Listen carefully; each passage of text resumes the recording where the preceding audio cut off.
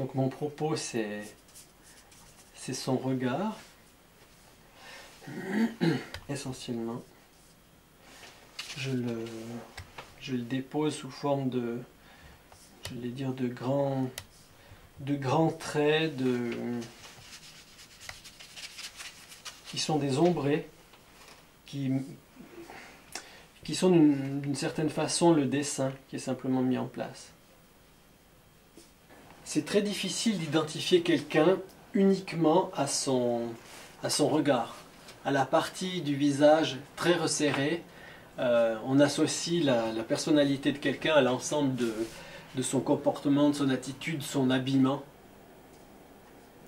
Le papier couleur chamois réagit aussi à l'humidité et par conséquent renvoie renvoie un côté sombre ou foncé qui n'est pas forcément celui que je veux lui donner en définitive.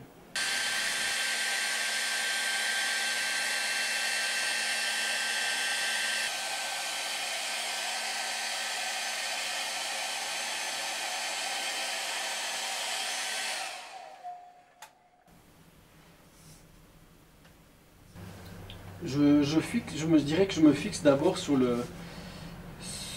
les yeux eux-mêmes et la forme des sourcils. Pour un regard, c'est très important.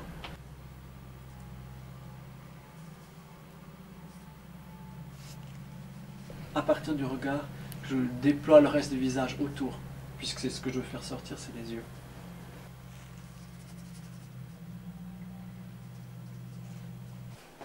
Je l'ai prié souvent, mais je ne l'ai pas peinte souvent.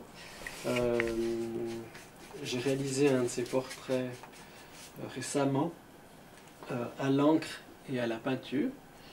Elle est relativement peu connue, l'image à partir duquel est tiré ce portrait. Je la trouve très intérieure, très méditative. Elle pourrait être dans l'état où il y a une apparition. Elle est dans un moment de rencontre intime, une rencontre profonde. Et c'est ce moment que j'ai envie de saisir, pas seulement pour son portrait à elle, mais pour parler d'un état de prière dans lequel nous met le lieu de Lourdes, nous met la rencontre avec le Seigneur, quoi. Dans la mesure du possible, pour l'instant, j'essaye de ne pas mélanger le noir et le blanc pour ne pas faire des gris. Et s'il devait y avoir des gris, il serait dû à la superposition du noir et du blanc. Si je peins un visage, je vais peindre d'abord le squelette, ensuite la chair, ensuite le sang, et les veines et la peau. Et si tu veux, tu as la perception de tout ça qui donne une espèce de profondeur et une épaisseur qui est propre à une expérience humaine qu'on a de la chair. Les vagues de la surface sont le reflet des grands mouvements de fond. Et donc, si je ne vais pas chercher ce qu'il y a au fond, les vaguelettes, elles vont être significatives de rien du tout. Et c'est le sens qui nous intéresse. Les images, il y en a assez. Il faut faire quelque chose qui ait du sens. On peut reprocher à un peintre d'être trop dans le détail ou anecdotique. Et cependant, si on réfléchit un tout petit peu, on s'aperçoit que c'est à travers le détail que tout d'un coup on dit « Ah ben tiens, moi aussi, ça me fait penser à quelque chose ». C'est dans le détail, ce qui est spécifique à quelqu'un, qu'on peut retrouver sa propre humanité. C'est pas dans quelque chose de stéréotypé qui ferait penser à un mannequin en plastique, où on peut retrouver son humanité. J'ai presque envie de dire que l'universalité se retrouve dans le détail. C'est le détail qui permet d'accéder à l'universalité en se sentant concerné.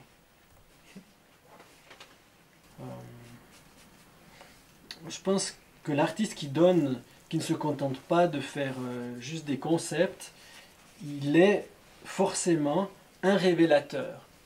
Il fait apparaître des choses qui ne sont pas forcément intelligibles pour tout le monde. Je pense à l'un de mes professeurs de dessin, des premiers que j'ai eus, digne de ce nom, qui disait un dessin, une peinture, elle n'est jamais terminée, on l'arrête. À un moment donné, on décide que ben, là, on arrête. On peut travailler à l'infini. Il y a des artistes comme Balthus qui ont des œuvres qui... Leur première date, c'est peut-être 1927 et la deuxième, 1968. Donc c'est des œuvres qui ont été retravaillées. On peut passer toute sa vie sur un seul travail, quoi. Sur une seule œuvre. Et à un moment donné, ben, peut-être que 3 traits suffisent à dire l'essentiel. Et c'est peut-être justement la difficulté, c'est de dire l'essentiel en peu de choses.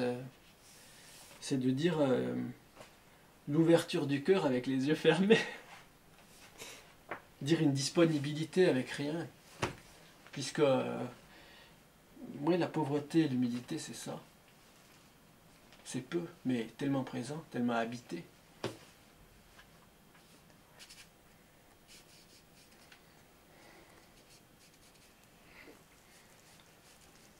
On a envie d'embrasser Sainte Bernadette, elle avait tellement de belles joues.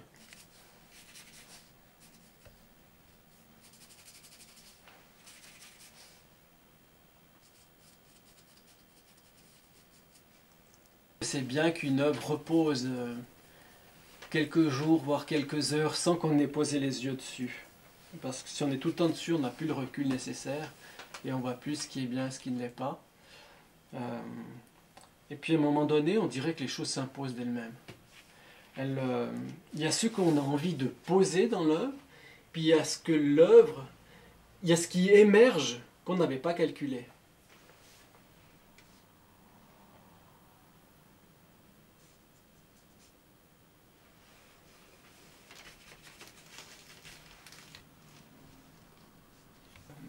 Avant d'être notre projet, l'œuvre a sa propre réalité, à laquelle on est à l'écoute. Et c'est ça qui nous permet, à mon avis, d'être juste, d'être ajusté dans le moment où on arrête.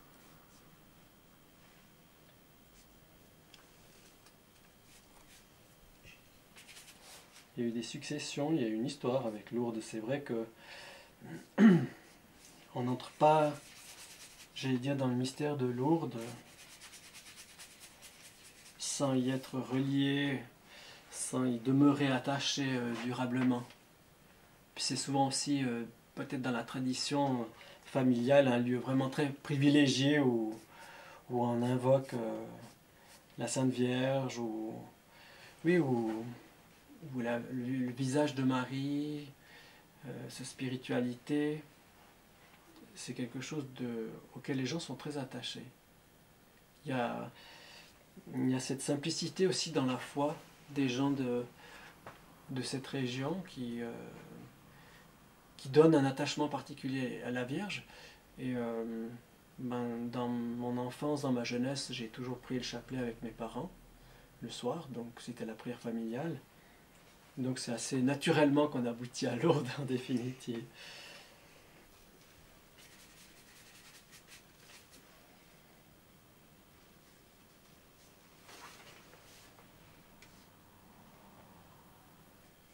Je contribue aussi à une apparition.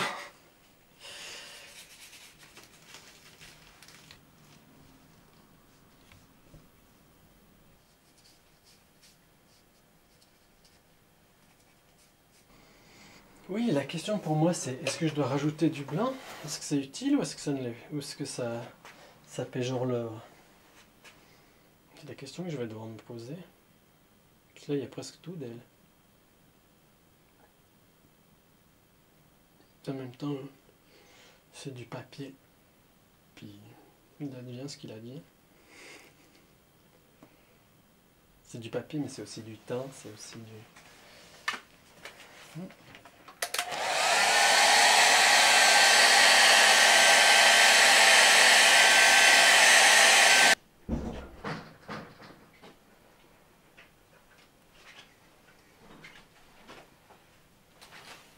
L'étape suivante, pour moi, elle est de neutraliser l'espace qui est autour de l'espace pictural que je veux conserver. Si tu veux, l'œil perçoit tout ce qui est sur ma table, ce qui est autour, donc y compris les traits de construction que j'ai fait ici, et moi je dois essayer de les neutraliser pour qu'ils ne viennent pas empiéter lorsque je vais revenir avec la lumière sur mon tableau, qu'ils ne viennent pas polluer mon espace visuel.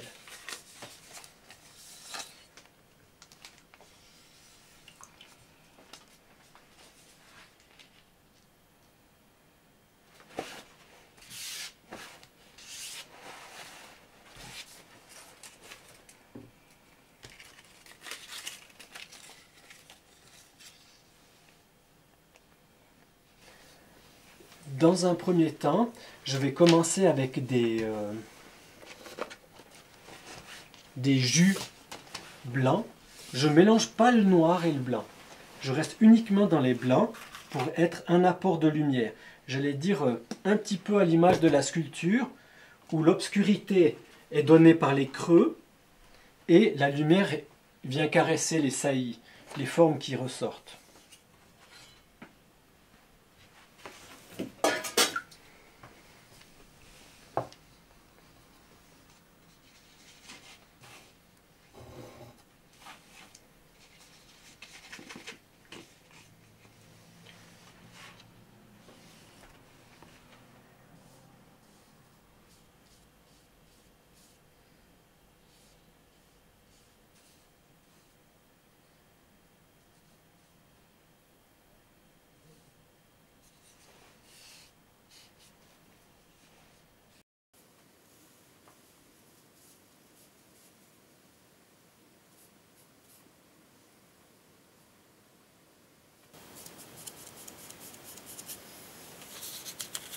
Ici, on pourrait travailler jusqu'à la presque totale dissolution des couleurs foncées pour arriver dans un aspect qui serait quasiment que celui de la lumière.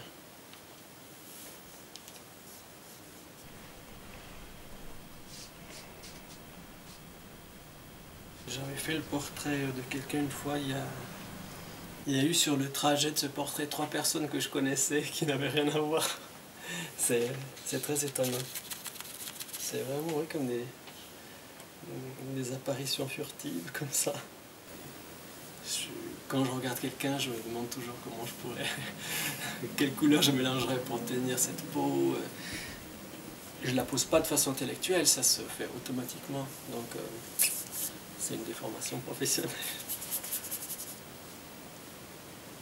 Il n'y a pas moyen de se lasser avec la figure humaine, il y en a des milliards de différents. Donc avant que j'ai fait le tour, j'ai eu le temps de faire de belles découvertes.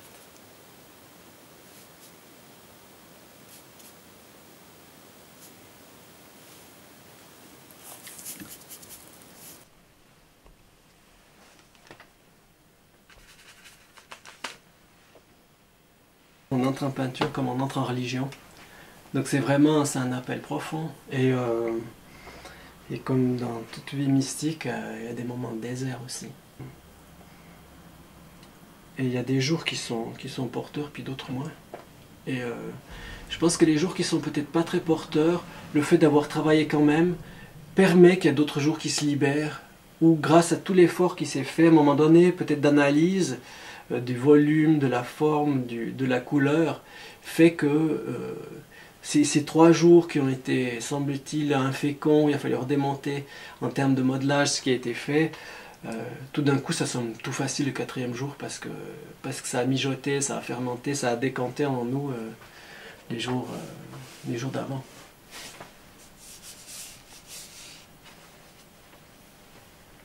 Le plus longtemps de mûrissement, il est en moi avant que je commence à tenir le pinceau. Il est pas de m'approprier, mais de me laisser habiter par la personnalité de qui je vais peindre. C'est quelqu'un qui m'accompagne. C'est vraiment un accompagnement, c'est pas un modèle quelconque. Pour un paysage, c'est aussi comme ça, c'est être imprégné. Et là, je repense aux maîtres chinois anciens qui allaient vivre quelques semaines dans le lieu qu'ils allaient peindre, et imprégnés de cette ambiance, ils allaient ensuite dans leur atelier et ils peignaient d'après leurs souvenirs, d'après leurs impressions.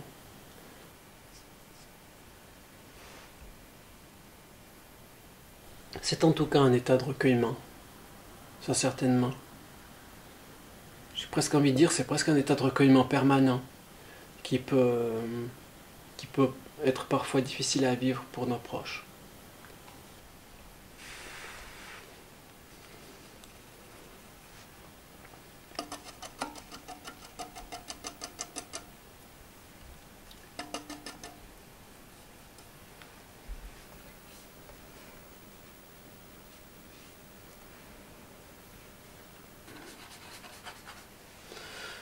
Au début, en voyant les travaux des maîtres, on est assez complexé et on mesure toute la distance qui est encore à parcourir.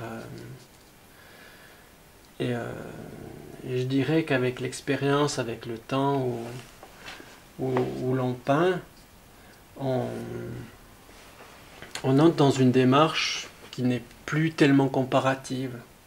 C'est une démarche où l'autre a dit autre chose ou la même chose mais d'une autre façon. Ce n'est pas parce que c'est une chose que je ne mettrai pas volontiers chez moi que je ne lui reconnaîtrai pas des qualités. Une chose est de se dire c'est bien peint, une autre est de se dire que une œuvre comme ça me fait du bien à vivre avec. C'est deux démarches qui sont différentes pour moi. Comme je suis collectionneur en même temps que peintre, je suis exigeant par les deux bouts. En faisant le portrait de quelqu'un d'autre, je fais toujours le mien. Je l'ai toujours là, quoi. Puisque je traduis avec ce que je suis, avec l'humeur du moment, avec mon savoir-faire, avec mes incapacités du jour ou de la nuit. Et, pour finir, Bernadette, c'est un prétexte. Les modèles, finalement, ils restent des prétextes. La chose, elle vivra indépendamment du fait de sa représentation. De qui j'ai représenté. Est-ce que c'est Bernadette? Est-ce que c'est pas Bernadette? Ça me paraît pas être l'essentiel. En définitive, c'est ce qu'elle véhicule. Et j'allais dire, Bernadette pour elle-même,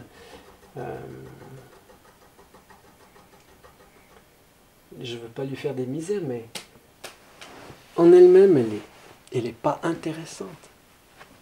Elle est juste là pour montrer autre chose qu'elle. Et l'intérêt n'est pas le peintre, c'est ce qu'il fait, c'est ce qu'il dit, c'est ce qui peut être perçu à travers son travail de ce qu'il dépasse, d'une réalité qui est intérieure et qui le dépasse complètement. C'est ça le... Je vois pas où j'aurais de la place pour le signer, ce travail. Il y a une grande tension inhérente au personnage, et il me semble que de rajouter des babioles, je vais certainement le signer au dos, quoi. De rajouter... ou alors j'essaie de faire le plus petit possible ma signature, je mets juste des initiales. Mais